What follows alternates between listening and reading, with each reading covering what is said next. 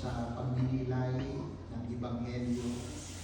Patuloy na pagpalain ang buhay namin at samahan kami ng kapangyarihan ng Espiritu Banal sa pangalan ni Jesus, sa ngalan ng Ama, Anak, Espiritu Santo. Amen. So, magandang gabi po sa inyong lahat. Magandang gabi. Ilang araw na lang ay ano na. Pasko na. Hindi na maglalakot, sabi sa Tagalog, hindi na maglalakot at magtatagal. Darating ang araw ay iba na ang natatayo dito. Hallelujah. Hindi yun magtatagal. Bilis ang bilis ng panahon. So,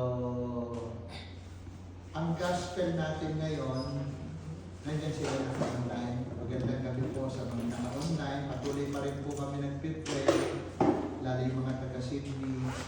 Isang araw makasama namin kayo rito. Namimiss bilang sa TV.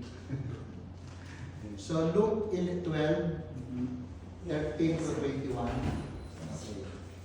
Luke chapter 12, verse 13 to 21. Babasahin ko na po. Sabi rito, sinabi kay Jesus ng isa sa mga naroon, Guro, iutos na po ninyo sa kapatid kong ibigay niya sa atin ang bahagi ko sa aming nanay. Sumagot siya, sino ang naglagay sa akin bilang hukom at tagapaghati ng mana ninyo?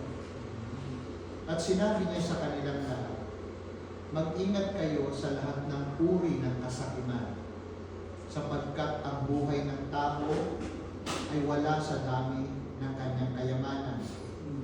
Pagkatapos, isinalaysay ni Jesus ang isang talinghaga, isang mayaman ang umani ng sagana sa kanyang bukirin.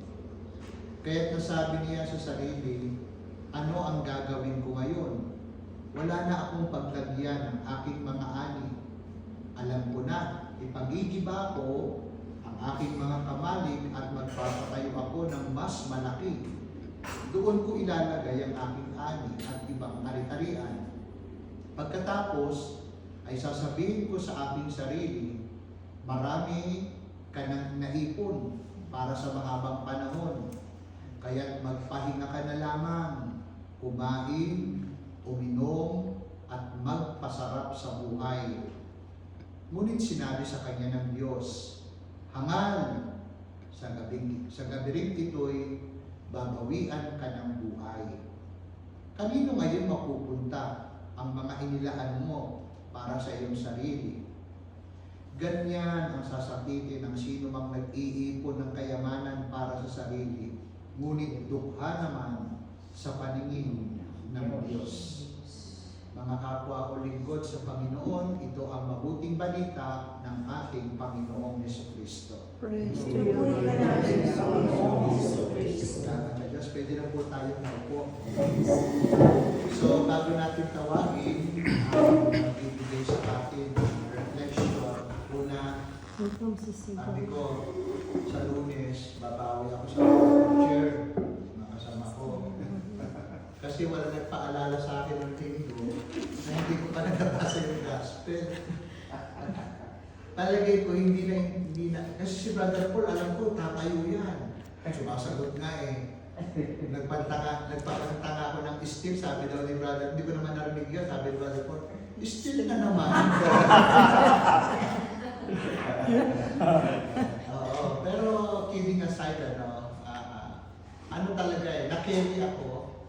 Wala sa plano ko na magbigay ng silent pause moment para kay Brother Will. Kaya lang pagtayo ko, ang lakas. Sobra eh. Sabi ko, kung i-skip ko to, mahirap eh. Ang lakas talaga eh. Totoo lang. Kahit siguro naman kayo, hindi gagawin yun. Magtotok, ano ka na eh. Para gawin mo pa yun. Siguro sa huli, pwede. Pero ang lakas eh. Talagang, actually, kinontrol ko nga emosyon ko. Kasi sabi mo sa inyo, hindi iwasan ko umiyak. Pag umiyak ako, maingay pa ako sa kalabaw. Kasi kaya gano'n naman mahayop emosyon. Kasi ilang linggo pa lang, kausap ko yan si Brother Rex. Kinamusta niya yung pagkaka-aksidente ko. At yun nga, sa kanya pala ako nakagrupo. Baga, as part of siya yung parang mentor ko pala. Nalaman ko nitong muli. Kaya, never ako nagpo-post ng mga namatay even sa Facebook. First time ko ginawa yun, post nyo na nababasa nyo. So yun, ang nga lang, sabi ko, bakit wala man lang yun, yung tumayo, bumulong, dito, hindi ko pala kasi. Tuloy si Mayroon bumulong. Nagpasabot ko na rin. No. Hindi. So, kailan pwede yun naman gawin na? Kahit kasi hindi na iwan ka na. Naman, pwede naman. At baka pupunta na sa harapan. Oo, kaya sa harap. Opo. Oo, pwede yun. Bagay okay lang naintindihan ko naman, siyempre na ilang din kayo. But anyway, pinanood ko naman, hindi naman siya ganun kapon. Kaya lang, doon yung makikita kung gaano kahalaga ang gospel to connect the message. Kasi pansinin mo, pag nag-start ka, saan kaya nito pinunik yung di ba? Oo, yung balo. Hanapan daw kayo, ang daming balo sa Bible. May balo sa Old Testament. Di ba? Yung balo nagpakain kay Elias. So, yun. So, anyway, yun na yun. Talagang na-over, ko nung moment na yun sa ating pong kasamahan na mga aral ng salita ng Diyos.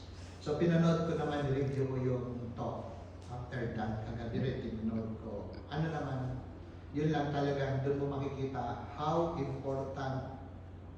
Una, hindi yung dahil hindi mo nabasa, may violation ka. I mean, pag magdi-deliver ka talaga. Diba? Ang ganda ng mo kaya lang, sino yung balo na yun? Oo, yun yung ganun ka. Nangyari din po sa akin yan, Brother Lito. Anniversary pa po ng Tanggaranan. Hindi mo naman. Nakalitan ko rin po. Ayun, di ba? Dumarating. Pero yun na nga, ang bottom line, no? Ito nga, sa linggo magtatanong ako. Ano yung message nung nakaraang linggo? Kasi ang nakakalungkot dyan, ang natandaan, hindi yung message. Marami dyan, yung hindi nabasa yung gospel. Pero walang natandaan doon sa sinabi mo. At karamihan yan, gumagawa niyan, yung mga matatagal na. Sa halip na makuha niya yung message, ang matatandaan niya, yung pagkakamali na nagawa mo. Yun yung nakakalungkot. So, but anyway, diyan mo makikita ang tao, ang attender, hindi sila aware. Actually, wala sa attender na kaya. Opo, wala. Kaya nga napakahalaga ng pag-aaral. Diyan mo sila makikita. Kaya bigla ko tuloy naalala yung pangyayari nung nagtok ako sa Amorso. Napansin mo yan, no? Sino sino yung mamamatay tao? Si Cain, si Abel. Si Cain. O diba nahirapan kayong i-distinguish? Sino mamamatay tao? Si Cain, si Abel. Ha? Cain po. Sino pinatay? Si Abel. Binaligtad ko yan. Oo, tok yun, Abel. Ano yun? Nationwide. Ang pinatay ko si Cain. Ang mamamatay tao si Abel. Eh sabi sa Bible, kay Cain, sino mang papatay sa iyo, may ganun doon yan ang patay ko. Ito matindi. From the start, na-traffic sila Brother Mike.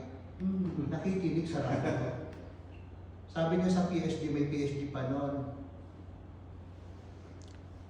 Pagdating sa Alabang, yung duty disciple, sabihin mo dun kay Lito, sabihin mo dun sa nag-a-assign, i-assign ulit si Lito. Sabi niya, sapagkat sabihin mo, pinatay niya si buhayin niya. Buhayin niya raw. Pero pinagpapasalamat ko doon, pinagtok ako. Kasi si Brother Mike, pwedeng sabihin niya, huwag na munang i-assign niya. Kaya nung may nag-message na yung PSG, kanya Brother Lito, nakinig si Brother Mike, ba't mo raw pinatay si Cain? Ako doon ako parang namuna. Pero ang tao, wala silang awareness. Kenin lang sila ng kenin. Ganun katindi. Walang nag-correct nun. Walang nakaalam. So ganun. Kaya ang attender, pag sinabi, Brad, ang galing mo, huwag kang maniniwala. Kasi patunay, wala na talaga silang Hindi nila alam eh.